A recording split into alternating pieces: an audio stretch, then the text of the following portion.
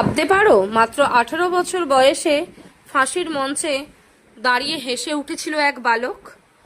Hello ছোট্ট বন্ধুরা, গল্প দিদির আসরে তোমাদের স্বাগত। আজকে স্বাধীনতা দিবসের দিন আমি তোমাদের বলবো ক্ষুদিরাম বসুর অবিশ্বাস্য গল্প। বছরটা ছিল 1889। বাংলার ছোট্ট গ্রাম হাবিবপুরে জন্ম নিল এক বালক ক্ষুদিরাম বোস। ছোটবেলা থেকেই তার চোখে স্বপ্ন ছিল অন্যরকম আগুন, স্বাধীনতার স্বপ্ন।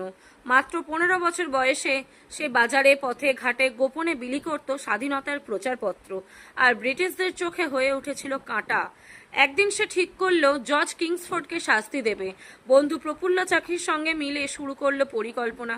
1908 সালের 30শে এপ্রিল মুজাফরপুর রাস্তায় এক অন্ধকার রাতে ক্ষুদিরাম বোমা ছুড়ল জজের গাড়িতে, কিন্তু ভুলবশত মারা গেল দুজন ইংরেজ মহিলা।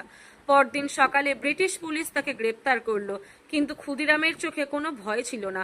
11ই আগস্ট 1908, মাত্র 18 বছর বয়সে মৃত্যুর মুখে দাঁড়িয়ে হেসে উঠেছিল সে, যেন জানতো শহীদের রক্তে ফুটবে স্বাধীনতার ফুল। আজও বাংলার মাটিতে ক্ষুদিরাম মানে সাহস, ক্ষুদিরাম মানে ত্যাগ, ক্ষুদিরাম মানে স্বাধীনতার অমর প্রতীক।